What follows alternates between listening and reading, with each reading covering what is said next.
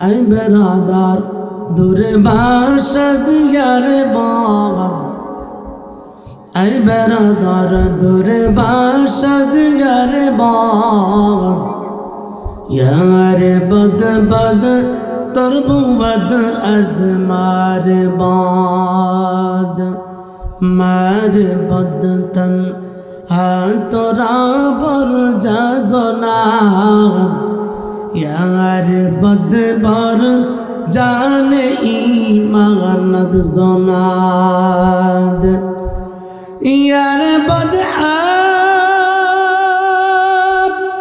रद तुरा सूय जाईम यार ने को गिरता या बेनाईम या गियासल मुस्तगीस नगदना नफ्तिखारा बिलउलूम वल्गिना हर घड़ी दे नेक तू तो यारो है जो न मांगे उससे तू बेजार है। আমরা প্রত্যেকটা মানুষ আল্লাহ তাআলার হুকুমে দুনিয়ার মধ্যে আসলাম। আমাদের কাউকে আল্লাহ তাআলা পুরুষ বানাইছেন, আবার কাউকে মহিলা বানাইছেন। মহিলা হওয়া পুরুষ হওয়া বান্দার কোনো হাত নাই। আল্লাহ তাআলা বলেন হুয়াল্লাযী খলাকাকুম, তিনি আল্লাহ তোমাদেরকে বানাইছেন। বলেন তো দেখি আমাদেরকে যিনি বানাইছেন তার নাম কি? আর একটু আওয়াজ করে বলেন তার নাম কি? আল্লাহ তাআলা বলেন ইয়াখলুকু মা ইয়াশা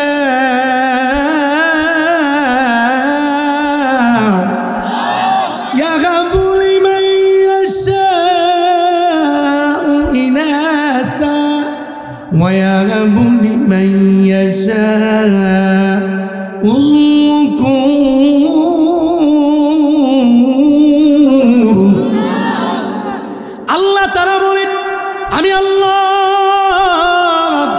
যাকে ইচ্ছা তাকে পুরুষ বানাই, আমি আল্লাহ যাকে ইচ্ছা তাকে মহিলা বানাই। এখন বলেন তো দেখি 10 মাস পরে যদি কোনো মায়ের পেট থেকে একজন কন্যা সন্তান বাগির হয়, কন্যা সন্তান জন্মগ্রহণ করে, এটাকে মহিলার দোষ দেওয়া যাবে না? কিন্তু আজকাল সমাজে মহিলাদেরকে দোষ দেয় কি দেয় না? যারা দেয় তাদের ঈমান আছে না ভাগছে? কথা কয় না? ঈমান আছে না গেছে? তার তো বিশ্বাস থাকার দরকার কন্যা সন্তান মহিলা তো তার বাড়ি থেকে নিয়ে আসে নাই, বরং কন্যা সন্তান যে আল্লাহ দেয় পুত্র সন্তানকে দেয়। কথা কয় না? পুত্র সন্তান যে আল্লাহ বান্দাকে দান করেন, কন্যা সন্তান ওই আল্লাহ তাআলা দান করেন। সুতরাং কন্যা সন্তান পুত্র সন্তান হওয়ার পিছনে বান্দার কোনো হাত নাই, বান্দার কোনো শক্তিশালীর কোনো প্রয়োগ করার কোনো বিষয় নাই, বরং আল্লাহ রাব্বুল আলামিন যাকে ইচ্ছা তাকে কন্যা সন্তান দেন, যাকে পছন্দ করেন তাকে 5টা পুত্র সন্তান দেয়, যাকে পছন্দ করেন তাকে 7টা কন্যা সন্তান দেন, আবার যাকে পছন্দ করেন তাকে পুত্র সন্তানও দেয় না, কন্যা সন্তানও দেয় না। কথা বলেন ঠিক কিনা? তাহলে বোঝা গেল আমাদের বানানেওয়ালা একজন। এই জোরে বলেন একজন। একটা মানুষ মায়ের পেট থেকে জন্মগ্রহণ করার পর এই মানুষটা যখন ধীরে ধীরে ধীরে ধীরে বড় হইতে থাকে, একটা ছোট্ট মানুষ যখন মায়ের কাছ থেকে দুধ পান করে, দুধ পান করার পর মায়ের চেহারার দিকে বারবার বারবার মাঝে মাঝে তাকায়। তাকায় কি তাকায় না? মাঝে মাঝে দেখবেন মা যখন বাচ্চাটাকে দুধ পান করায়, দুধ পান করানোর পর মা যখন দেখে সন্তান দুধ পান করা শেষ হয়ে গেছি, সন্তান মায়ের চেহারার দিকে তাকায় একটা মুচকি হাসি দেয়। মা ও সন্তানের চেহারার দিকে তাকাইয়া মায়ের প্রসব বেদনার সব দুঃখ কষ্ট ভুলে যায়। আওয়াজ করে বলেন সুবহানাল্লাহ, আর একটা আওয়াজ করে বলেন সুবহানাল্লাহ। এই বাচ্চা মানুষটা যখন ধীরে ধীরে ধীরে ধীরে বড় হয়, মনে করুন 4 বছর 5 বছর হয়ে গেল, যখন ধীরে ধীরে বড় হইতে থাকে, দুনিয়ার সর্বপ্রথম যেই জিনিসটা তার কাছে ভালো লাগে সেই জিনিসটা হলো সর্বপ্রথম মায়ের কাছে চলে যায়। মাকে ছাড়া বাবাকে ছাড়া দুনিয়ার কাউকে চেনে না। কথা কয় না? আরো জোরে বলেন। মাকে ছাড়া বাবাকে ছাড়া সর্বপ্রথম কাউকে চিনিনি। ফুটবল খেলা বুঝেনি, ক্রিকেট খেলা বুঝেনি, গাঞ্জা খাওয়া শিখছেনি। কথা কয় না? মদ খাওয়া শিখছে, বিয়ার পরে যৌতুক নিতে হইব ওইটা বুঝিনি। সর্বপ্রথম মাকে বুঝে, বাবাকে বুঝে। আবার যখন ধীরে ধীরে বড় হয়, দুনিয়ার কোনটা সুন্দর, কোনটা ভালো, কোনটা মন্দ, কোনটা খারাপ, কোনটা মজা, কোনটা মজা না। মাঝে মাঝে দেখবেন বাচ্চারা বাবা যখন বাজার থেকে আসে, আমার জন্য কি আনছো? কথা কয় না? আপনাদের এলাকার মনে হয় পোলাপান চায় না? চায়? ওই কি এই বাচ্চা মানুষটা দুনিয়ার সৌন্দর্য বুঝতে থাকি। এই বাবা খুব ভালো করে কথাগুলো বুঝেনি। রাত্র অনেক হয়ে গেছে, তারপরও আপনাদের সামনে বসলাম। বাবা, গুরুত্বপূর্ণ কিছু কথা বলবো, অল্প সময়ের মধ্যে কিছু কথা বলবো, তারপরে আখেরে মুনাজাত হয়ে যাবে। বাবা, এই বাচ্চা মানুষটা ধীরে ধীরে যখন তার কাছে দুনিয়ার সব কিছু মজা লাগে, সব কিছু ভালো লাগে, রৌদ্রের তাপ ভালো লাগে, মায়ের মুখের কাছেও ভালো লাগে। দুনিয়ায় যদি ব্যথা পায় সর্বপ্রথম মার কাছে গিয়া বলে, যখন দুনিয়ার মধ্যে কষ্ট পায় সর্বপ্রথম মা বাবার কাছে গিয়া বলে। এমন একটা সন্তান যখন দুনিয়ার ঘর বাড়ির সৌন্দর্য বুঝে নেয়, একটা বিল্ডিংয়ের আকার আকৃতি খুব সুন্দর, দেখতে খুব ভালো, একটা টিনের ঘর দেখতে বেশি ভালো লাগে না, আর একটা টিনের ঘর দেখতে খুব সুন্দর, একটা বিল্ডিং দেখতে খুব সুন্দর, ক্ষেত খামার দেখতে খুব সুন্দর, ফসল পাকার আগে এক ধরনের সুন্দর লাগে, ফসল যখন ক্ষেতের মধ্যে পেকে যায় তখন আরেকটু সুন্দর লাগে।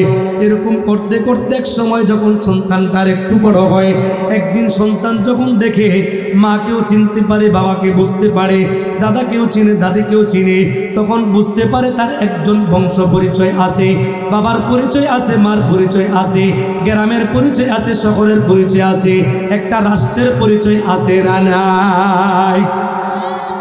এই বাচ্চা মানুষটা একদিন ঘরের ভিতরে দেখে কান্নার আওয়াজ। এই সন্তানটা ডাক দিয়া বলে, মা গো, ও মা, ঘরের ভিতরে তোমরা কেন কান্দ? মাও কান্দে, বাবাও কান্দে, দাদাও কান্দে, দাদিও কান্দে, কেন কান্দি? এই বাচ্চাটা কিন্তু বুঝতে পারে না। বাবা, মা ডাক দিয়া বলে, এর সন্তান তুমি তো বুঝতে পারো না, আমাদের ঘরের ভিতরে আমাদের ফ্যামিলির মধ্যে একজন মানুষ মারা গেছে। এই বাচ্চা মানুষটার মনের মধ্যে একটা প্রশ্ন জেগে গেল, আমি তো একজন মানুষ, আমি মানুষ হওয়ার পরে তাহলে কি মরে যাব? মানুষ কি মরে যায়?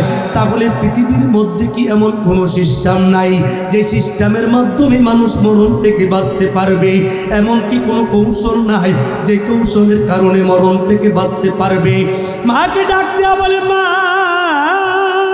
মা গো, ও মা, দুনিয়ার মধ্যে কি মানুষ মারা যায়? তাহলে মারা যায় যদি মানুষ, তাহলে এত সুন্দর বাড়ি করার কি দরকার? ব্যাংক ব্যালেন্স করার কি দরকার? এত সুন্দর সম্পদ নিয়ে কি দরকার? বাহাদুরি করার কি দরকার? যদি মসজিদের খাটিয়া যদি আমার ঘরের দরজার সামনে এসে যায়, আমাকে যদি মসজিদের খাটিয়ার মধ্যে শুয়ে যাইতে হয়, তাহলে এত সুন্দর দুনিয়ার চাকচক্য কি দরকার? মাগো, ও মা, তাহলে কি মসজিদের মধ্যে গেলেও মরণ থেকে বাঁচা যাবে না? মাদ্রাসার মধ্যে থাকলেও মরণ থেকে বাঁচা যাবে না? আব্বা আম্মার কাছে লুকায়া থাকলেও মরণ থেকে বাঁচা যাবে না? গ্রামের সর্দারের কাছে লুকায়া থাকলেও মরণ থেকে বাঁচা যায় না? শহরের মধ্যে লুকায়া থাকলেও মরণ থেকে বাঁচা যায় না? বিদেশের মধ্যে চলে গেলেও মরণ থেকে বাঁচা যায় না? উন্নত গ্যালাক্সির ভিতরে থাকলেও মরণ থেকে বাঁচা যায় না? হাজার হাজার সিকিউরিটির ভিতরে থাকলেও মরণ থেকে বাঁচা যায় না? হাজার হাজার পুলিশের বেঞ্জির ভিতরে থাকলেও কিন্তু বাবা মরণ থেকে বাঁচা যায় না? হাজার হাজার আর্মি বিডিআর যদি পাহারা দেয় তারপরও মরণ থেকে বাঁচবার কোনো ব্যবস্থা আসেনি। এই বাচ্চা মানুষটা যখন মাকে প্রশ্ন করেছে, মা ডাক দিয়া বলে, সন্তান, সন্তান রে, মানুষ হিসাবে যারা দুনিয়ার বুকে জন্মগ্রহণ করেছে তাকে দুনিয়ার ভিতরে মরতে হবে, মরতেই হবে, মরতে হবে, এর মধ্যে কোনো প্রকারের সন্দেহ নাই। বাবারি, ওই যে মসজিদের খাটিয়া দেখো, এই খাটিয়াটা কারো কাছে যাওয়ার জন্য এলান দেওয়া হবে না। যার যার ঘরের মধ্যে চলে যাবে, ওই খাটিয়ার মধ্যে শোয়ানোর পর সুন্দর করে একটা বাজার থেকে এক ধরনের মানুষ গিয়া, এক শ্রেণীর মানুষ গিয়া 3টা কাপড় কিনে নিয়ে আসবে। যেই কাপড়টাকে বলা হয় কাফনের কাপড়। আপনাদের এলাকায় কাফনের কাপড় আছে না নাই? এই বাবা কথাগুলো ভালো করে বুঝে না। মা ডাক দিয়া বলে, সন্তান, এই কাফনের কাপড় নিয়ে আসবে বাজার থেকে। আরেক দল মানুষ গরম পানি দিয়া গোসল দিবে। গরম পানি দিয়া গোসল দেওয়ার পর সুন্দর করে কাফনের কাপড় পরিধান করাবে। কাফনের কাপড় পরিধান করার পর আতর গোলাপ লাগাইয়া আত্মীয় স্বজন সবাই খাটিয়াটা নিয়া ধীরে ধীরে জানাজার মাঠের মধ্যে নিয়ে যাবে। জানাজার মাঠের মধ্যে নিয়ে যাওয়ার পর আর ঘরের দিকে কেউ নিয়ে আসবে না। জানাজার নামাজ হয়ে যাওয়ার পর ধীরে ধীরে ধীরে ধীরে বাঁশবাগানে গুরুস্থানের মধ্যে নিয়ে যাবে। সেখানে একদল মানুষ কবরের মধ্যে নামবে। এই দেহটাকে কবরের মধ্যে শোয়া দিবে। মিনহা খলাকনাকুম ওয়া ফিহা নুঈদুকুম ওয়া মিনহা নুখরিজুকুম তারাতান উখরা। যেই মাটি দিয়ে আল্লাহ বানাইছেন, এই মাটির মধ্যে আল্লাহ তাআলা শোয়া দেওয়ার জন্য আদেশ করছেন। আবার এই মাটি থেকে আল্লাহ কাল কিয়ামতের ময়দানে আবার উত্তোলন করবেন। মা ডাক দিয়া বলে, সন্তান রে, এইভাবে মানুষ কবরের মধ্যে কবর দেওয়ার পর একদল মানুষ আবার বাঁশের চাউনি দিয়া মাটি দিয়া সুন্দর করে কবরটাকে সুন্দর করে চাপা দিয়া চলে আসবে। একদিন 2 দিন পর করে মানুষ তোমাকে ভুলে যেতে থাকবি। এটা হলো দুনিয়ার নিজাম। মরণ থেকে বাঁচবার কোনো ব্যবস্থা নাই।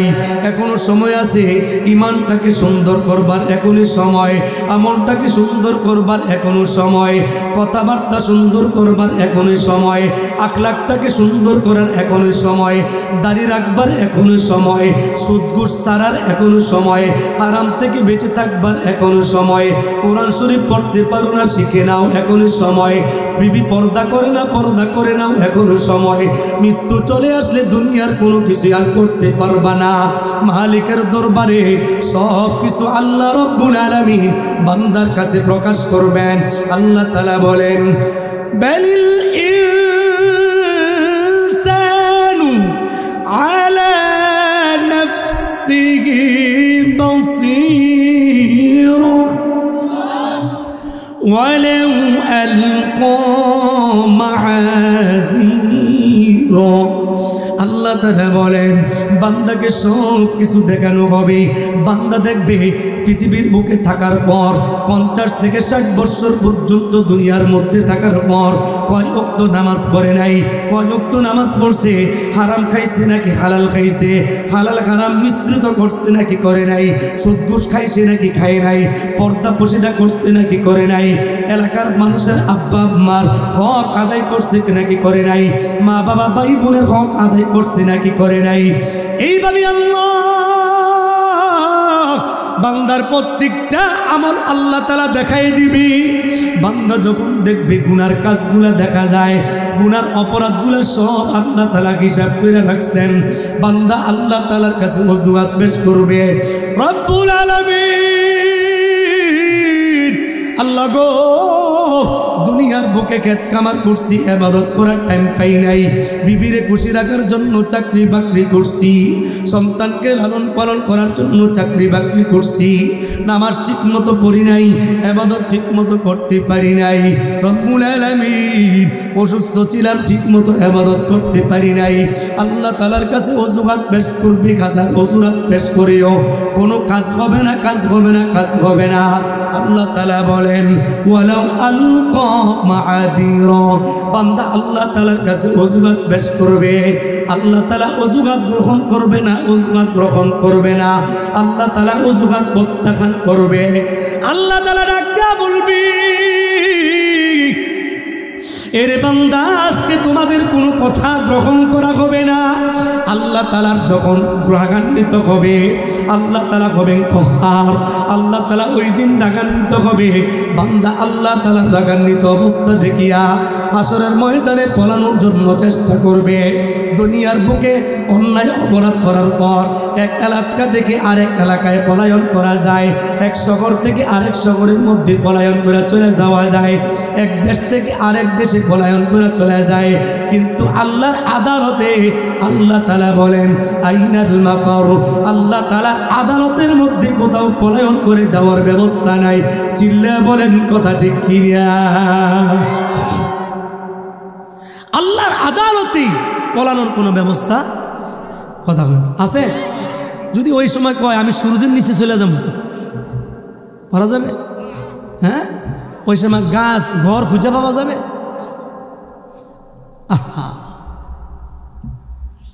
এই জন্য ঈমান এবং আমল সুন্দর করা, ঈমান আমল সুন্দর করার ব্যাপারে আজকে আপনাদের এই এলাকায় আমি যেহেতু আসছি, দুইটা আলোচনা করব ইনশাআল্লাহ। যদি সম্ভব হয় শেষ করব, না হয় আখেরি মুনাজাত দেব।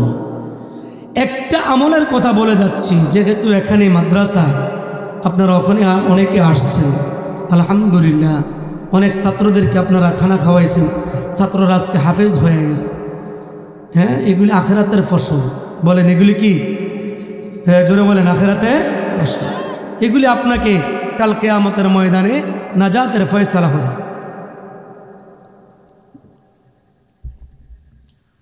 এক নম্বর আমলের কথা বলে যাব। অনেকের আম্মা আছে আব্বা নাই, আব্বা আছে মা নাই, এরকম আছে না নাই? এ কথা কয় না। এক নম্বর আমলের কথা, আপনি যত বড়ই বুজুর্গ হন, যত বড় পিসাব হন, যত বড়ই হাজি হন, কিন্তু একটা আমল যদি আপনি না করেন, সেটার কারণে আপনি ধরা খেয়ে যাবেন। সেটা হলো মা বাবার খেদমত। বলেন কি? আব্বা আম্মার খেদমত করবেন না, আব্বা আম্মার কষ্ট দিবেন, আর পিসাব হয়ে গেছেন, 100 হাত পাগড়ি মাথায় পড়ছেন, আর 1000 বার আপনি হজ করছেন, কাজ হবে? কাজ হবে না, ধরা খেয়ে যাবে। এই জন্য আল্লাহ রসুল বলছেন আল জান্নাতু তাহতা আকদামিল উম্মাহাত, সন্তানদের জন্য আল্লাহ তাআলা জান্নাতের ফয়সালা রাখছে আব্বা আম্মার পায়ের নিচে। সুবহানাল্লাহ হয় না? আরো জোরে বলেন, আরো জোরে বলতে হবে সুবহানাল্লাহ। মহিলাদের অনেক দাম। আল্লাহ রসুল বলেন কোন সন্তান যদি সকাল থেকে সন্ধ্যা পর্যন্ত মা বাবার চেহারার দিকে তাকায়া ভালো আচরণ করে, সৎ আচরণ করে, আল্লাহ তাআলা ওই সন্তানের জন্য জান্নাতের 2টা দরজা খুলে দেয়। সুবহানাল্লাহ। আর যদি কোনো সন্তান সকাল থেকে সন্ধ্যা থেকে সকাল পর্যন্ত মা বাবার সাথে ভালো আচরণ করে ঘুমায় যায়, তো আল্লাহ তাআলা সন্ধ্যা থেকে সকাল পর্যন্ত ওই সন্তানের জন্য জান্নাতের 2টা দরজা খুলে দেয়। সুবহানাল্লাহ। আর যদি কেহ একজন আব্বা আম্মার সাথে কারোর সাথে খারাপ আচরণ করে তখন তার জন্য জাহান্নামের একটা দরজা খোলা হয়।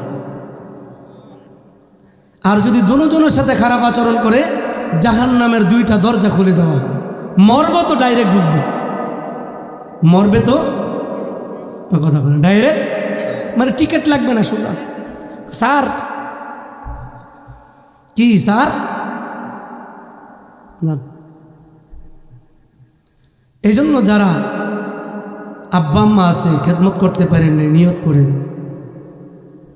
মা বাবা পদতলে সন্তানের জন্য আল্লাহ তাআলা জান্নাত রাখছেন।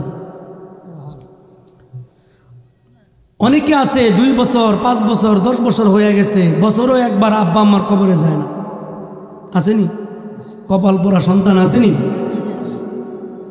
নবীজি জান্নাতুল বাকিতে গেছেন, কবরস্থানে যাওয়ার পর প্রত্যেকটা কবরের কাছে কাছে গেছেন। তবে একটা কবরের মধ্যে নবীজি দেখলেন, নবীকে জানানো হয়েছে এই কবরটার মধ্যে আযাব হয়। নবীজির মনটা খারাপ হয়ে গেছে। নবীজি 2টা হাত কবরের মধ্যে দিয়েছেন, দিয়া দোয়া করছেন, তারপরে নবীজির মনটা খারাপ। সাহাবী নবীজিকে ডাক দেয়া বলে, ইয়া রাসূলুল্লাহ, ইয়া হাবিবাল্লাহ, নবী গো আপনার মনটা কেন খারাপ? নবীজি বলেন, এই কবরটার মধ্যে আযাব হয়, কবরের মধ্যে আযাব হইতেছে। নবীজি ডাক দেয়া বলেন, সাহাবীরা মদিনার বাজারের মধ্যে যাও, মদিনার বাজারের মধ্যে এলান করে দাও, যার যার আত্মীয় স্বজনের কবরের কাছে যেন এসে দাঁড়ায় যায়। বুঝতে এটা কি কইলেন বুঝলাম না। তার মানে হলো জান্নাতুল বাকিতে যারা আত্মীয় স্বজন কবরস্থ করেছি, তার আত্মীয় স্বজন ওই কবরের পাশে এসে দাঁড়ায় যাওয়ার জন্য বলছেন। আপনাদের এলাকায় এরকম সিস্টেম আসেনি? বছরে একবার কবরের মধ্যে ডাক দিছে, হ্যাঁ সবাই আসো কবরস্থানে, আসেনি সিস্টেম? সিস্টেমও নাই, কেউ যায়ও না, দোয়াও করে না। ওই সন্তান মা বাবার জানাজার যে শরীক হয়েছে, এরপরে কয়েকদিন মাথার মধ্যে টুপি দিয়ে একটু নামাজ টামাজ পড়ছে, এরপরে আবার আগের মতন বিড়ি খাইতেছে, চলতে আছে, ফিরতে আছে। হ্যাঁ কথা কয় না, আছে না নাই? আল্লাহ। আবার যারা নেক্সট সন্তান, তারা আব্বা আম্মার জন্য রব্বির হামহুমা কামা রব্বায়ানি সগীরা, রব্বির হামহুমা কামা রব্বায়ানি সগীরা। মা বাবার জন্য দোয়া করি। নবীজি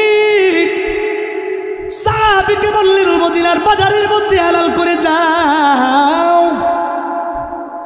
মদিনার বাজারে সাহাবী গেছে, যাওয়ার পর মদিনার বাজারের মধ্যে বাবা সাহাবী এলান করে দিয়েছে, জান্নাতুল বাকিতে কার কার আত্মীয় স্বজন কবরস্থ করা হয়েছে, যাও না রে।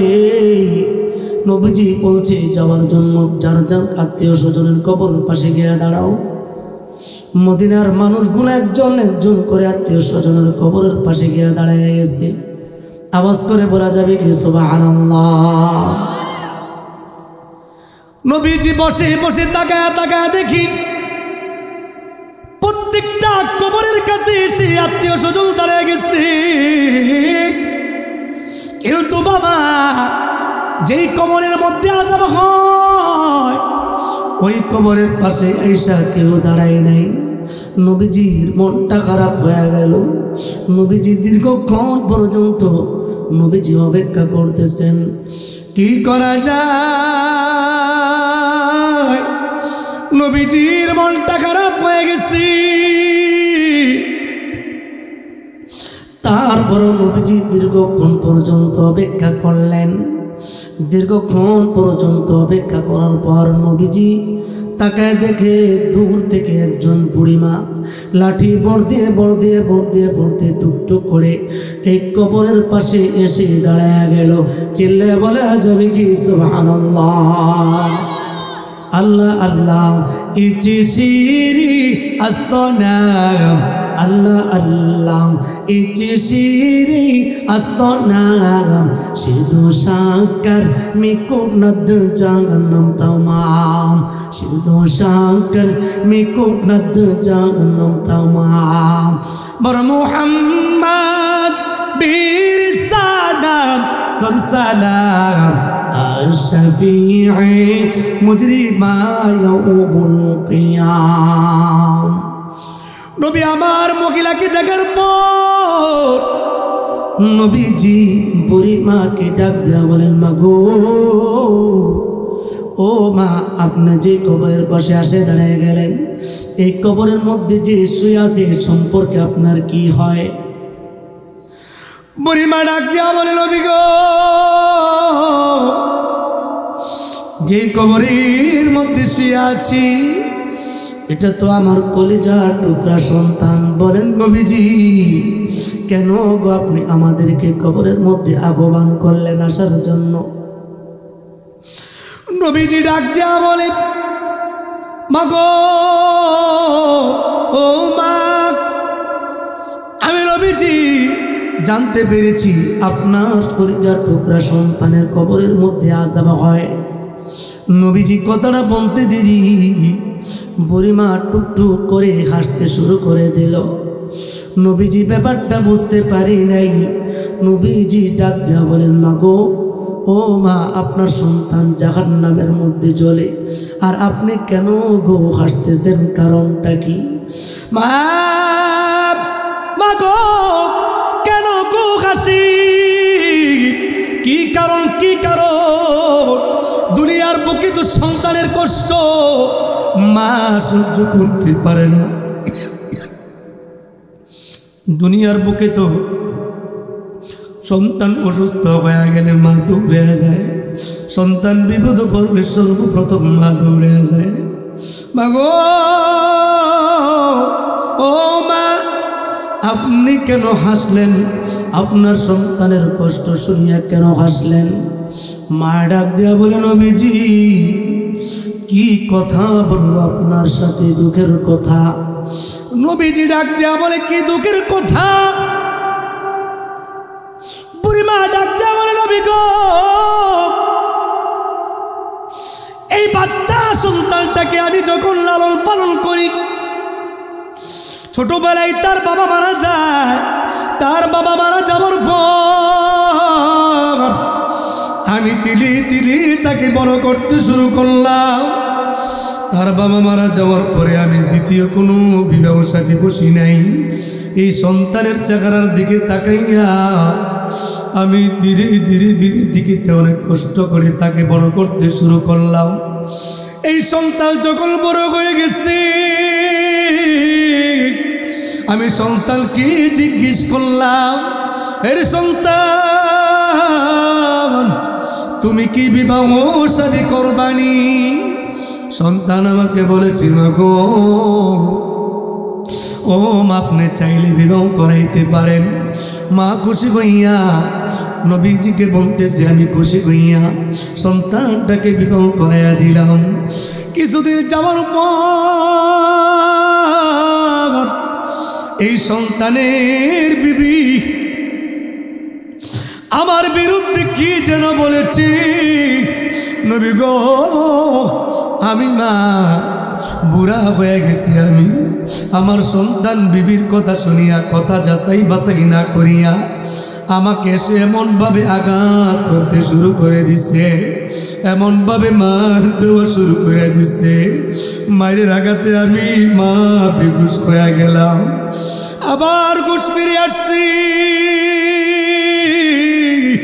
আবার বেহুশ হয়ে গেলাম আবার বেহুশ হয়ে গেছি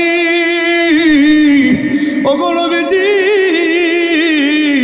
আমি দুঃখের কথা কি বলবো ওই সময় আমি আমার কষ্ট সহ্য করতে পারি নাই আমার যখন হুঁশ ফিরে আসছে হুঁশ ফিরে আসার পর আমি তার জন্য বদদুয়া করলাম আল্লাহ তাআলা আমার বদদুয়া কবুল করছে আমার সন্তানকে যখন শুনতে পারলাম জাহান্নামে জ্বলে এই জন্য আমি মা খুশি হয়ে গেলাম নবীজি মহিলা কথাগুলো শুনে আর চোখের পানি টপ টপ টপ টপ করে পড়তেছি।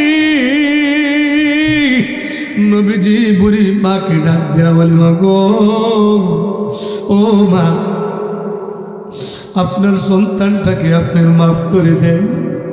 আপনি যদি আপনার সন্তানটাকে মাফ না করে, আপনার সন্তান তো জাহান্নামের আগুন থেকে বাঁচবে না। বুড়ি মা ডাক দেয়া বলে, নবী গো, আপনার কথায় আমি আমার সন্তানটাকে মাফ করে দিলাম। হযরত জিবরাইলকে আল্লাহ তাআলা পাঠিয়ে দিলেন, ও জিবরাইল যাও, আমার নবীজির কাছে যাও, গিয়ে বলো আমি তার মায়ের দোয়া কবুল করে নিলাম। এই জন্য বাবা, মা যতই বড় নামাজি না হোক, যত বড়ই মূর্খ হোক না কেন, মা যখন বদদোয়া করে সেটাও লেগে যায়, মা যখন নেক দোয়া করে সেটাও লেগে যায়। কথা বলেন ঠিক কিনা? তুমি মিটাও সকল চাওয়া অভাব দুঃখী লোকের, তুমি কি পরম মুক্তিদাতা, মালিকে জগতের। আওয়াজ করে আল্লাহু আকবার। তুমি মিটাও সকল চাওয়া অভাব দুঃখী লোকের, তুমি কি পরম মুক্তিদাতা, মালিকে জগতের। তোমার পথে কি চললি মোদের, তোমার পথে কি চললি মোদের, আসবে শেষ দিন। তোমার দয়ায় পূর্ণ আমার সারা নিশিদিন, তোমার দয়ায় পূর্ণ আমার সারা নিশিদিন। আওয়াজ করে বলেন আল্লাহু আকবার। নবীজির কাছে জিবরাইল আসছে। জিবরাইল আসছে, নবীজিকে ডাক দেয়া বলে, ইয়া রাসূলুল্লাহ, ইয়া হাবিবাল্লাহ, নবী গো,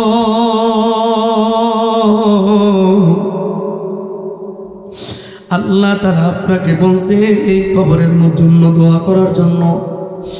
আল্লাহ তাআলা তার মায়ের দোয়া কবুল করছে। এখন যদি আপনি দোয়া করেন, আল্লাহ তাআলা মাফ করে দিবেন। নবীজি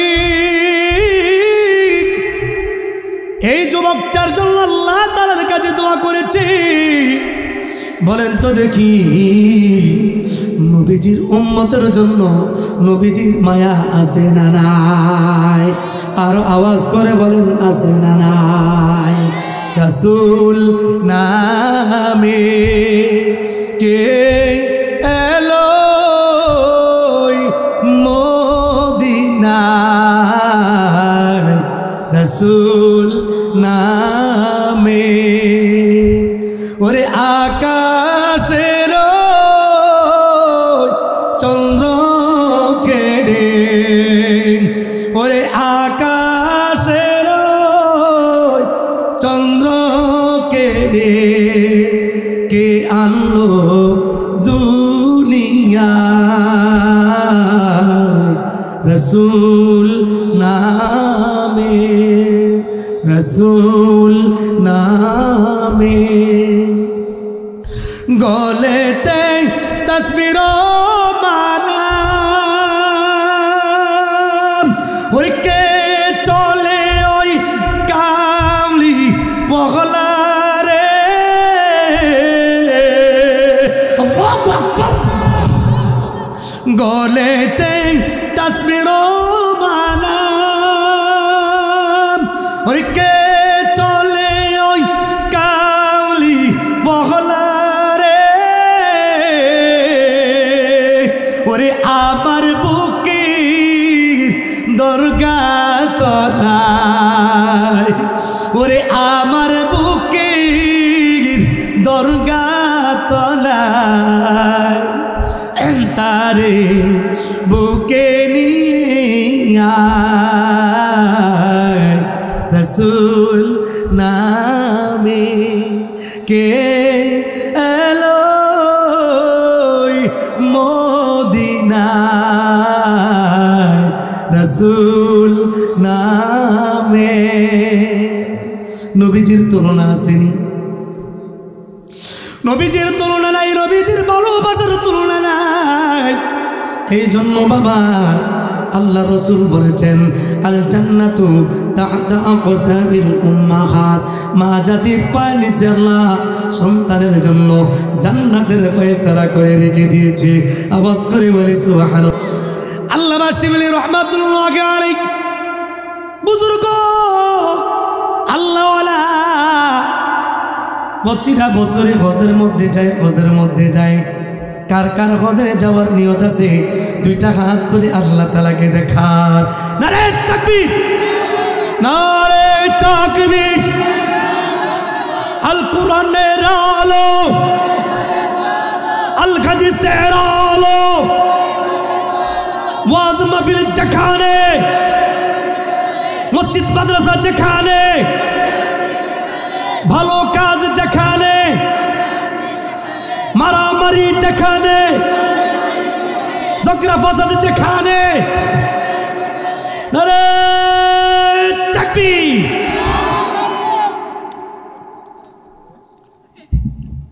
মাশাআল্লাহ, ওয়াজ কি চলবো? চলবো মাশাআল্লাহ। আল্লামা শিবলি রহমাতুল্লাহি আলাইহি আল্লাহর ওলি প্রত্যেক বছরই হজের মধ্যে যায় দেখে মাকামে ইব্রাহিম যেই জায়গার মধ্যে বসে সেজদা দিলে রব্বুল আলামিন দোয়া কবুল করে নেয়। সুবহানাল্লাহ। যারা হজে গিয়েছেন তারা জানেন। দোয়া করি আল্লাহ তাআলা প্রত্যেককে হজ্জে মাবরুর নসিব করেন, সকলে বলি আমিন।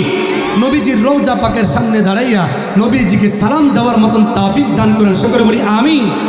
আল্লামা শিবলি রহমাতুল্লাহি আলাইহি দেখে মাকাম ইব্রাহিমে বসে বসে একজন যুবক, চক্ষু নাই, পা নাই, বসে বসে কান্দে।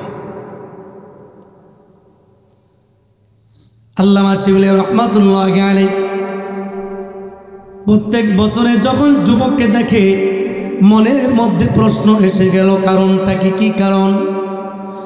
এই যুবকের তো চক্ষু নাই, এই যুবকের তো পা নাই, কেন সে মাকাম ইব্রাহিমে বসে বসে আল্লাহ তাআলার কাছে কান্দে, আল্লাহ তাআলার কাছে কান্দে, আল্লাহ তাআলার জিকির করে। আল্লাহ আল্লাহ আল্লাহ আল্লাহ আল্লাহ আল্লাহ আল্লাহ আল্লাহ আল্লাহ এভাবে আল্লাহ তাআলার জিকির করে। আবার আল্লাহ তাআলার কাছে রুনাজারি করে করে কান্দে, চিৎকার করে করে কান্দে। ওগো মালিক,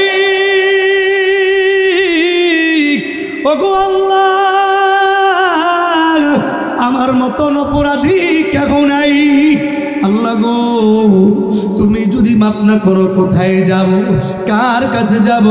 তুমি যদি আমাকে মাফ করে দাও তোমার তো কোনো ক্ষতি হবে না, তুমি যদি আমাকে মাফ না করো তারপরও তোমার তো কোনো লস হবে না।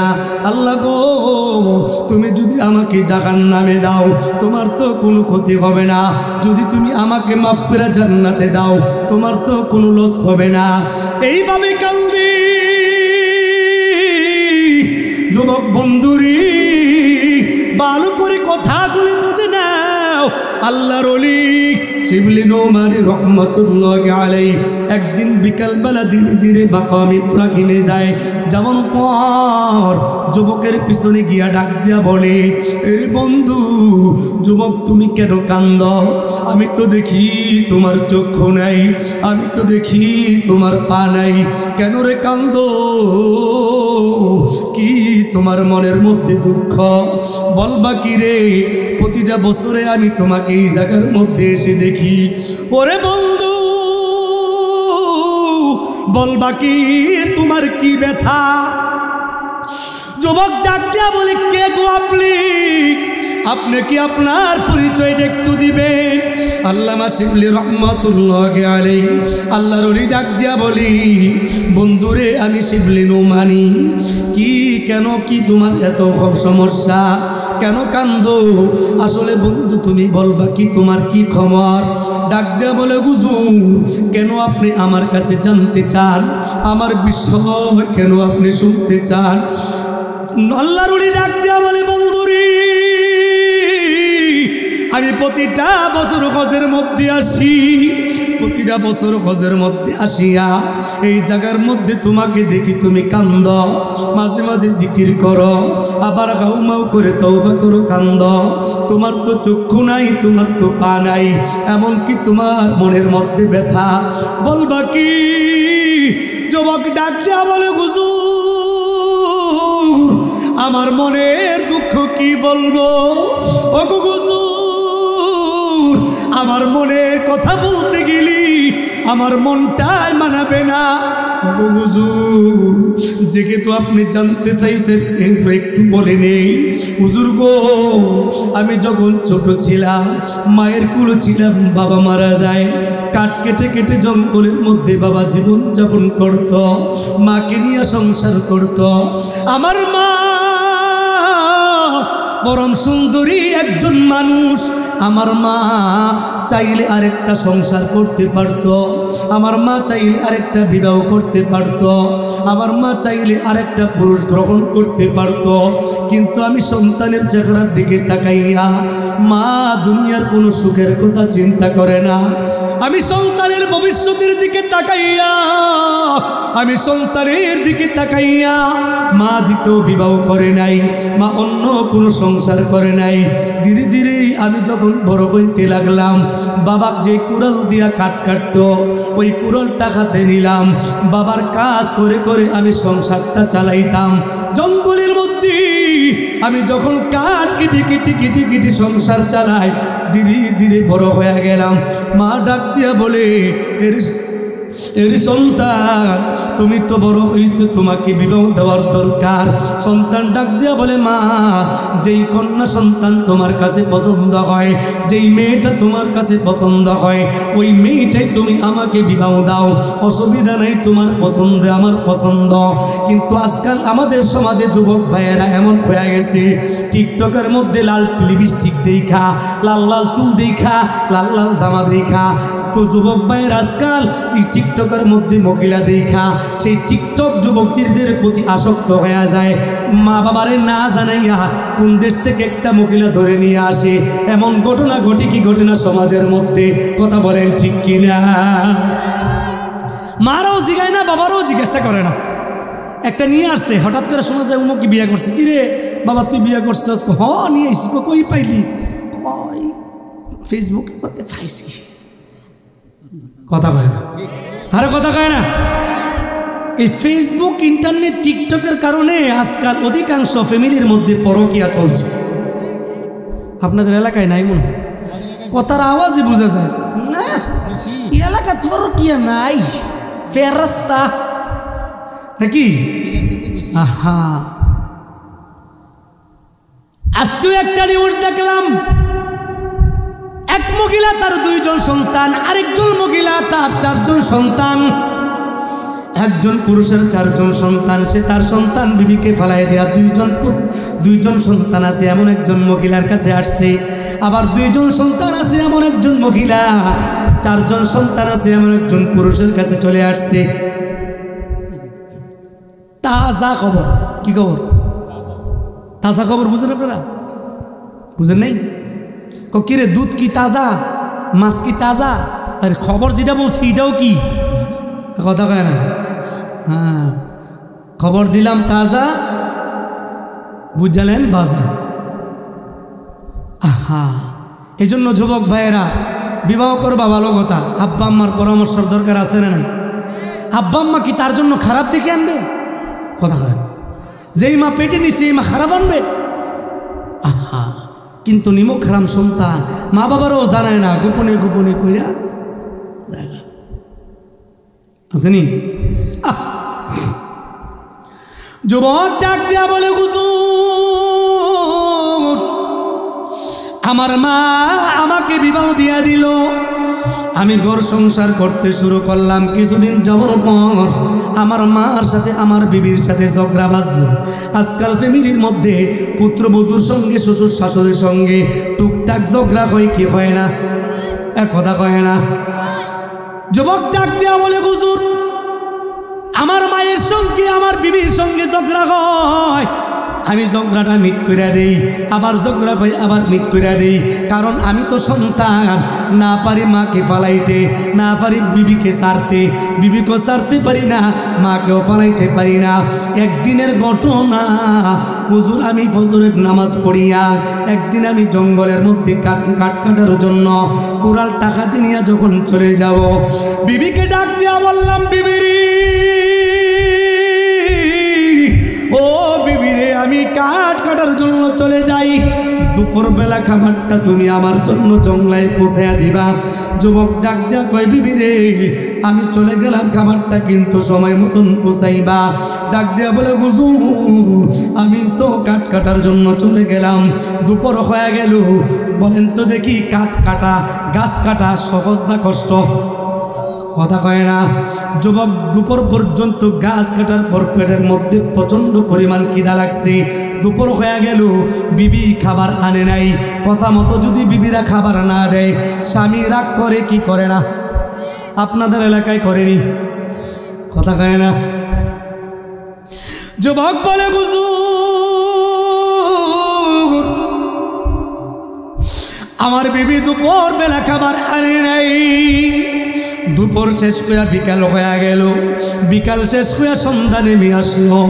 ওগো হুজুর আমার ক্ষুধার যাতনার কিছু মজা লাগে না, আমি কাঠ কাটা বন্ধ দিয়ে কাঠ যেগুলা কাটলাম এগুলা বাজারে বিক্রি করিয়া কিছু সদাই করিয়া ওই সদাইগুলো নিয়ে বাড়িতে আসলাম। আসার পর বিবিকে বললাম, বিবি রে কি রান্না বান্না করছো, খাবার দাও। আমি সারাদিন ক্ষুধার্ত অবস্থায় গাছ কাটলাম, কাঠ কাটলাম, তোমাকে বললাম দুপুরবেলা খাবার নিয়ে যাওয়ার জন্য, তুমি তো আমার জন্য খাবার নিয়ে যাও নাই। বিবি রে কি রান্না বান্না করেছো, খাবার দাও না। বিবি ডাক দিয়া বলে, স্বামী রে আজকে সারাদিন আমি একটা কিছুই রান্না বান্না করি নাই। বলেন তো দেখি সময় মতো যদি বিবি রান্না বান্না না করে, বিবি যদি স্বামীর কথা না শোনে, স্বামীর মেজাজ গরম হবে না ঠান্ডা হবে? বিবি যখন বলছে রান্না বান্না করি নাই, তখন স্বামীর মেজাজ গরম হয়ে গেছে। যুবক ডাক দেয়া বলে, হুজুর আমার মেজাজ তো গরম হয়ে গেল। মাঝে মাঝে দেখবেন তরকারির মধ্যে লবণ কম হইলে অথবা একটু বেশি হইলে, লবণ একটু কম হইলে, মরিচ একটু বেশি হইলে, উল্টা পাল্টা হইলে মজা যদি না লাগে, মাঝে মাঝে স্বামীরা রান্না বান্না খায় না, মাঝে মাঝে রাগ করে চলে যায়, মাঝে মাঝে ফাতিল ফুটকে মেরা ফেলায় দেয়। কথা হয় না? আরো জোরে বলেন। মেজাজ গরম হয়ে গেছে।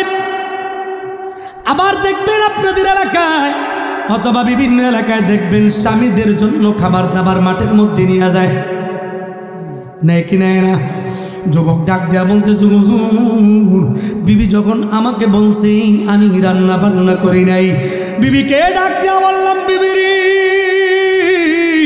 কেন রান্না বান্না করো নাই?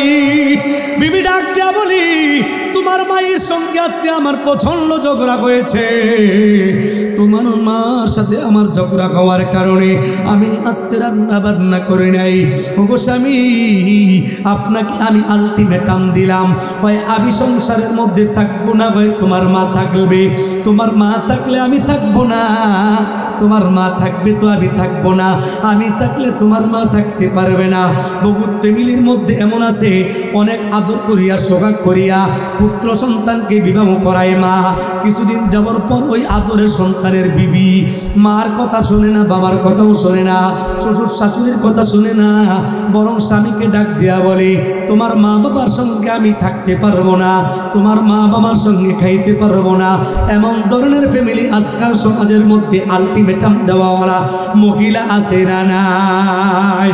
আরো চিল্লে বলতে হবে, আছে না নাই? মহিলা আলটিমেটাম দিয়েছি, তোমার মা থাকলে আমি থাকবো না। এমন কথা বললি পুরুষের মেজাজ গরম থাকবে না ঠান্ডা থাকবে? ডাক দেয়া বলে, হুজুর বিবি যখন বলছে কথাটা তখন আমার তো মেজাজ গরম হয়ে গেছে। ওগো হুজুর আমার মেজাজ গরম হয়ে যাওয়ার কারণে আমি বিবিকে ডাক দেয়া বললাম, বিবি রে বলো না মা কোন জায়গার মধ্যে আছে? ডাক দিয়ে বললাম ওই যে ঘরের পাশে। মা এখানে বসে বসে আগুনের তাপ নেই। শীতের বেলা দেখবেন মুরব্বীরা আগুনের এই লাকড়ি জ্বালাইয়া সেখান থেকে আগুনের তাপ নেই। শীতের বেলা আগুনের তাপ নিলে মজা লাগে না খারাপ লাগে? কথা কয় না? আগুনের তাপ নেওয়ার সময় দেখবেন মাঝে মাঝে চুলকানি ওঠে। চুলকাইতেছে কি মজা, বিরিয়ানি খাবার সে আরো মজা। কথা কয় না? তো হুজুরকে ডাক দিয়ে বলতেছে, হুজুর বিবি বলতেছে ওই ঘরের পাশে মা লাকড়ি দিয়া আগুন জ্বালায় আগুন পাইতেছে, শয়তান আমার মাথার মধ্যে সওয়ার হয়েছে। কে? শয়তানের নাম মনে জীবনে শুনেনি।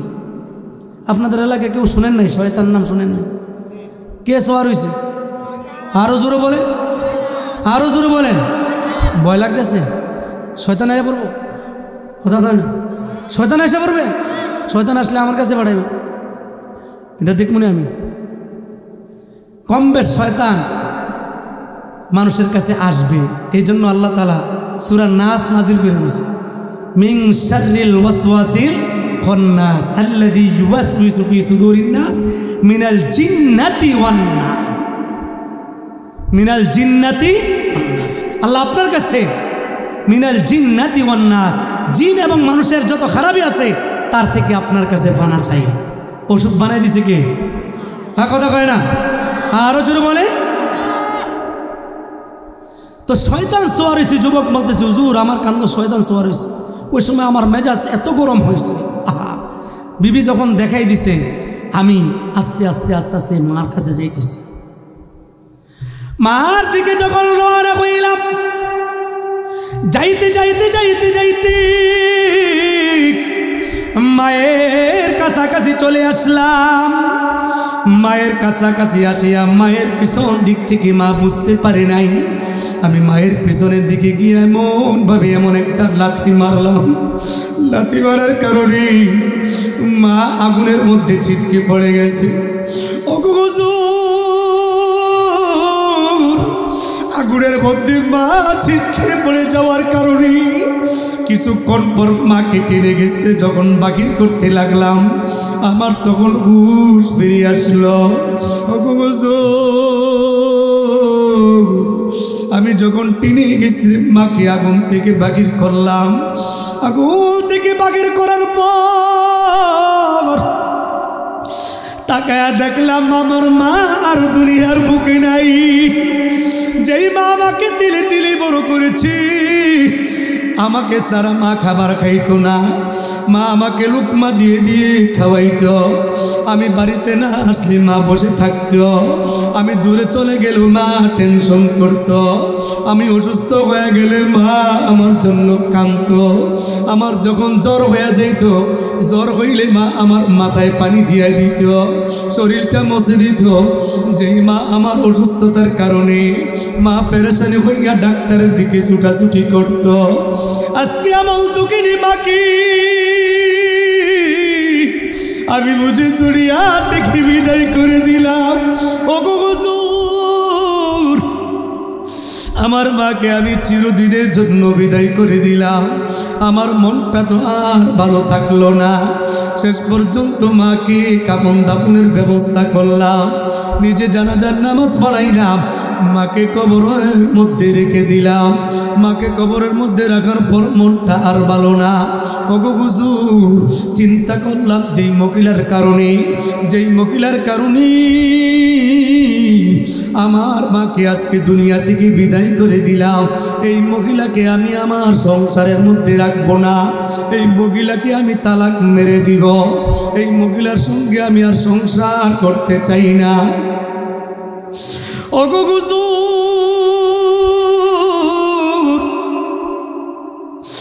আমি বাড়িতে চলে গেলাম। বাড়িতে যাওয়ার পর বিবিকে তালাক দিয়া দিলাম। এবার আমি একা হয়ে গেলাম। কিছুদিন যাওয়ার পর চিন্তা ভাবনা করলাম, আমি মায়ের সাথে যেমন আচরণ করলাম, মনে হয় আল্লাহ আমাকে কোনোদিন মাফ করবে না। মনে হয় আল্লাহ আমাকে ক্ষমা করবে না, কারণ আমি যে অপরাধ করেছি পৃথিবীর বুকে মনে হয় এমন অপরাধী কেহ নাই। আমি যে অন্যায় করছি এমন অন্যায় করনিওয়ালা মনে হয় পৃথিবীর বুকে কেহ নাই। আমি যে অপরাধ করছি আমার মতন অপরাধী আর কেহ নাই। হুজুর আমার মতন অপরাধী আর কেহ নাই। চিন্তা করলাম যেই পা দ্বারা মাকে আঘাত করলাম, যেই পা দ্বারা মাকে লাথি দিলাম, এই পা দিয়ে আমি হারতে চাই না, জমিনের মধ্যে চলতে চাই না। এই পা দুইটা এবার বাড়িতে যাওয়ার পর চিন্তা ভাবনা করলাম পা দুইটা রাখবো না। এবার হাত দিয়া কুড়ালটা হাতে দিলাম, হাত দিয়া দুইটা পা রশি দিয়া বাঁধলাম। রশি দিয়া বাঁধার পর আমি দুইটা পা কুড়াল দিয়া কেটে ফেললাম।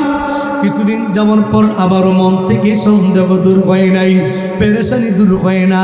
না জানি আল্লাহ আমাকে ক্ষমা করবে না, যে অপরাধ করছি অন্যায় করছি মনে হয় আল্লাহ আমাকে মাফ করবে না। মায়ের সাথে নাফরমানি করব আর আল্লাহ জান্নাত দিবে সম্ভব না। কারণ যে আল্লাহ বান্দার ব্যাপারে বান্দির ব্যাপারে আল্লাহ তাআলা ঘোষণা দিয়েছেন, তোমরা আব্বা আম্মার সঙ্গে সুন্দর আচরণ করবা। যে আম্মা আব্বা তোমাদেরকে 9 থেকে 10টা মাস পেটের মধ্যে বহন করছে। হামালাতুহু উম্মুহু কুরহান ওয়া ওয়াদআতুহু কুরহা, আব্বা আম্মা তোমাদেরকে পেটের মধ্যে ধারণ করছে। ওই আম্মা ওই মা তোমার কাছ থেকে কোনোদিন ট্যাক্স নেয় নাই, কোনোদিন তোমার কাছ থেকে ভাড়া নেয় নাই, তোমার কাছ থেকে কোনোদিন বেতন নেয় নাই। তোমাকে 2.5 থেকে 2 বছর পর্যন্ত তোমাকে দুধ পান করাইছে। ওই মা তো কোনোদিন দুধ খাওয়ার কারণে বিনিময়ে চায় নাই। ওই মা কোনোদিন তোমার কাছ থেকে টাকা চায় নাই, পয়সা চায় না। এর সন্তান তোমাকে দুধ পান করাইলাম, বিনিময়ে তুমি আমাকে টাকা দিয়া দাও, পয়সা দিয়ে দাও, স্বর্ণ অলংকার দিয়ে দাও। এটা মা কোনোদিন সন্তানের কাছে চায় না। এই জন্য মায়ের কখনোই তুলনা হয় না। চিল্লা বলেন কথা ঠিক কিনা? अपने माँ बाप का तो दिल न दुखा, दिल न दुखा। अपने माँ बाप का तो दिल न दुखा, दिल न दुखा। अपने जन्नत को खुदा के लिए दोज़ख न बना, अपने जन्नत को खुदा के लिए दोज़ख न बना। अपने माँ बाप का तो दिल न दुखा, दिल न दुखा। अपने माँ बाप का तो दिल न दुखा, दिल न दुखा। बाप की प्यार से अच्छी कोई दौलत क्या है, मका चल जुसला मत तू जन्नत किया है। बाप के प्यार से अच्छी कोई दौलत क्या है, मका चल जुसला मत तू जन्नत किया है। ए राजी तू लबीब राजी, राजी खुदा, राजी तू लबीब राजी, राजी खुदा।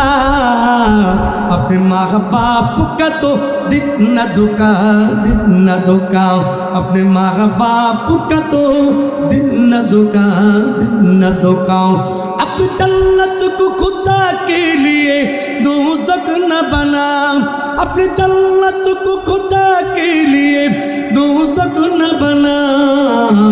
अपने माँ बाप का तो दिल न दुखा, दिल न दुखा। अपने माँ बाप का तो दिल न दुखा, दिल न दुखा। आवाज करे बोलें अल्लाहु আকবার। যুবক ডাক দিয়া বলে হুজুর আমি 2টা পা কেটে ফেলার পরে আমি চিন্তা করলাম না না এইভাবে আল্লাহ তাআলার কাছে পার পাওয়া যাবে না। মায়ের সাথে যেমন আচরণ করলাম, মায়ের সাথে যে খারাপ কাজ করলাম, মনে হয় আল্লাহ আমাকে ক্ষমা করবে না, আমাকে মাফ করবে না। এবার চিন্তা করলাম যে চোখ দ্বারা দেখে দেখে মাকে কষ্ট দিলাম, এই চক্ষু দিয়ে আমি দুনিয়া দেখতে চাই না। যুবক ডাক দিয়া বলে হুজুর আমি 2টা আঙ্গুল দিয়া আমার দুইটা চক্ষু আমি খুলে ফেললাম, এবার আমি চোখেও দেখি না, পা দ্বারা চলতে পারি না। তবে হুজুর আমি উলামায়ে কেরামদের কাছ থেকে শুনলাম, আলেমদের কাছ থেকে শুনলাম, নবীজির কথা শুনলাম, সাহাবায়ে কেরামদের কথাও শুনলাম, কত ওয়াজ নসিহত শুনলাম। উলামায়ে কেরাম বলেছেন মাকাম ইব্রাহিমে বসে বসে যদি কেউ নামাজ আদায় করে, এখানে যদি কেউ দোয়া করি, আল্লাহ তার দোয়া কবুল করে নেই। এই জন্য হুজুর আজকে অনেক বছর পর্যন্ত বহুত কষ্ট করে করি আমি এই মাকাম ইব্রাহিমে আসি। হুজুর গো, আপনি তো দেখতেছেন আমার চক্ষু নাই, আপনি তো দেখতেছেন আমার পা নাই। ওগো হুজুর আমি বলেন তো দেখি আমি এখন কি করতে পারি?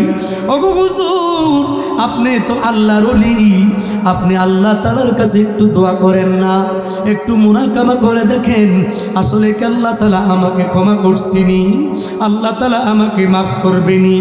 ওগো হুজুর আপনি আল্লাহ তাআলার কাছে একটু মুরাকাবা করেন, আপনি তো আল্লাহ বলা।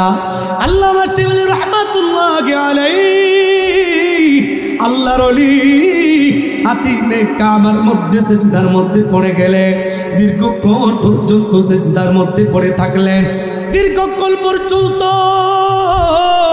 সেজদার মধ্যে পড়ে থাকার কারণে মুরাকাবার মধ্যে জানতে পারলেন এই যুবকটা যদি মরণ পর্যন্ত মাকামে ইব্রাহিমের মধ্যে বসে বসে কান্দে আর আল্লাহ তাআলার কাছে দোয়া করে, আল্লাহ তাআলা ডাক দিয়া বলছে ও শিবলি জানায় দাও আমার এই যুবক বান্দাকে জানায় দাও, মরণ পর্যন্ত যদি আমি আল্লাহ তাআলার কাছে দোয়া করে আর তার মা যতক্ষণ পর্যন্ত ক্ষমা না করবে আমি আল্লাহ ততক্ষণ পর্যন্ত বান্দাকে ক্ষমা করব না। আওয়াজ করে বলে নাউজুবিল্লাহ। মা কত বড় দামি। যুবক ডাক দিয়া বলে হুজুর আমি এখন কি করতে পারি? হুজুর ডাক দিয়া বলে এখন একটা তোমার কাজ হলো, এখন তোমার কাজ হলো তোমার মায়ের কবরের কাছে যাও, মায়ের কবরের কাছে গিয়ে একটু দোয়া মুনাজাত করো, কান্নাকাটি করো, হতে পারে আল্লাহ তোমাকে মাফ করবে। এই জন্য বাবা আজকের এই মাহফিলের মধ্যে বাবা অনেক রাত হয়ে গেল, আজকের এই মাহফিলের মধ্যে অনেকের মা নাই, অনেকের বাবা নাই, অনেকের আদরের দাদা নাই, অনেকের আদরের দাদি নাই, যে দাদারা দাদিরা নাতিকে অনেক আদর করত, স্নেহ করত। এই বাবা আজকে যারা আপনার সন্তানকে মাদ্রাসায় দিয়েছেন, এই মাদ্রাসার মধ্যে দিলেন, আপনার সন্তানেরা হাফেজ হয়েছে, আপনার জন্য ভাগ্য বড় ভালো। আপনার এই সন্তানগুলা দেখবেন আপনি মারা যাওয়ার পর আপনার জন্য সূরা ইয়াসিন পড়বে, কোরআন শরীফ খতম করবে, সূরা ইখলাস পড়বে, ফাতিহা পড়বে, নানান ধরনের সূরা পড়ে পড়ে আপনার জন্য দোয়া করবে। আর যেই সন্তানটা আপনার দিনের এলেম শিক্ষা দেন নাই, যেই ছেলেটা ঠিক মতো নামাজ পড়ে না, যেই ছেলেটা ঠিক মতো রোজা রাখে না, যেই ছেলেটা কোরআন পড়তে পারে না, ওই ছেলেগুলা সহজে কিন্তু মায়ের কবরের কাছে যায় না, বাবার কবরের কাছে যায় না।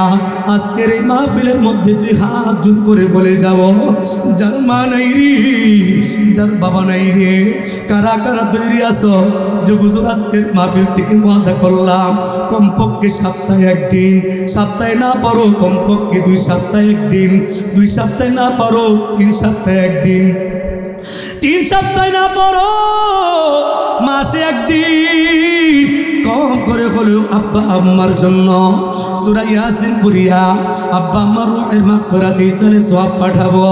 সূরা ওয়াকিয়া পড়ে পড়ে আব্বা আম্মার জন্য ইসালে সওয়াব পাঠাবো। সূরা ইখলাস পড়ে পড়ে আব্বা আম্মার জন্য ইসালে সওয়াব করব। সূরা ইখলাস যদি কোনো বান্দা একবার পড়তে পারে, 10 পারা কোরআন তেলাওয়াত করলে যেই সওয়াব, এই সওয়াব আল্লাহ দান করবেন। 2 বার যদি কুল হুয়াল্লাহ সূরাটা তেলাওয়াত করতে পারে, 20 পারা কোরআন তেলাওয়াত করলে যেই সওয়াব, এই সওয়াব আল্লাহ তাআলা বান্দার আমলনামায় দান করবেন। কুল হুয়াল্লাহ সূরাটা যদি 3 বার পাঠ করতে পারে, রব্বুল আলামিন আল্লাহ এক খতম কোরআনের সওয়াব আল্লাহ তাআলা দান করবে। চিল্লা বলি সুবহানাল্লাহ। আই বেড়াদার দূরে বাসাজ ইয়ারে বদ আই বেড়াদার দূরে বাসাজ ইয়ারে বদ ইয়ারে বদ বদ তোর বদ আসমারে বদ মারে বদ তন হাতরা বর যা জনাত ইয়ারে বদ বর জানে ইবানত জনাত ইয়ারে বদ আপ রদ তুরা সুয়ে জাহিম यारे ने को गिरता या बेनाइम ए बाबा करा करा तुई आसे जो गुजूर प्रत्येकটা দিন না পারি মাসে না পারি সপ্তাহে না পারি কমপক্ষে এক মাসের মধ্যে হলেও আব্বা আব্বার কবরের কাছে যাওয়ার জন্য তৈরি রয়েছি কারা কারা তৈরি আছি দুই হাত তুলে আল্লাহ তাআলাকে দেখায়া দাও তাকবীর নারে তাকবীর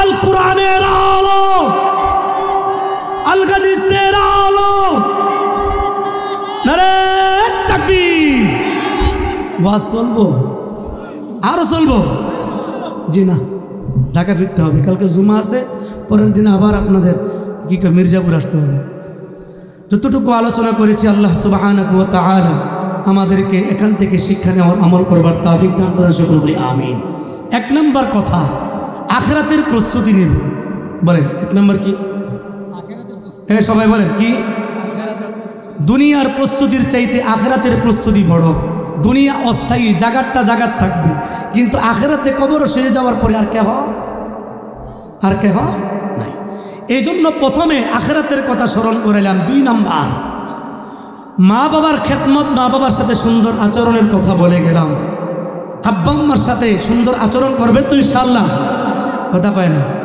মা বাবার দিকে যদি এখন এক নজরে তাকায় আল্লাহ তাআলা কবরে হযরত সওয়াব দান করে দেয় সুবহানাল্লাহ দুই নাম্বার আমলের কথা বেশি বেশি গুনাহের জন্য আল্লাহ তাআলার কাছে তওবা করব বলেন কি করব আর জোরে বলেন তিন নাম্বার আমল আজকে যেহেতু আপনাদের মাদ্রাসার মাহফিল এই মাদ্রাসার খারাপ বদনাম করব না ভালো গুণগুলা মানুষের কাছে প্রচার করব পারবো তো ইনশাআল্লাহ আল্লাহ তাআলা যেন এই মাদ্রাসাকে উস্তাদ আসাদায়ে কেরাম তলাবায়ে আযম যারা মাদ্রাসার ছাত্ররা হাফেজ হয়েছে তারা সহ আরও যারা হইতে পারে নাই আল্লাহ তাআলা সবাইকে কবুল করেন সকলে বলি আমিন বিশেষ করে আবুল বাশার হাফেজ আবুল বাশার এই ছেলেটার মহব্বতে আমি এখান পর্যন্ত আসা না হয় সাধারণত আমি জানিং করে প্রোগ্রামে আসি না খুব কম আজকে বৃহস্পতিবার আমি পাক্কা 9 ঘন্টা টানা 8 থেকে 9 ঘন্টা ঢাকা থেকে জানি করে এখানে আসছি কারণ বৃহস্পতিবার অনেক দিন কিন্তু আমি জানি 4-5 ঘন্টা লাগে আবুল বাশার তার মোহাম্মত ভালোবাসায় আলহামদুলিল্লাহ আপনাদের পর্যন্ত আসা ছেলেটার জন্য দোয়া করি আল্লাহ তাআলা যেন বিজ্ঞ আলেম বানান পরিবারের সবাইকে ভালো রাখেন আপনাদের সবাইকে কবুল করার সকলে বলি আমিন।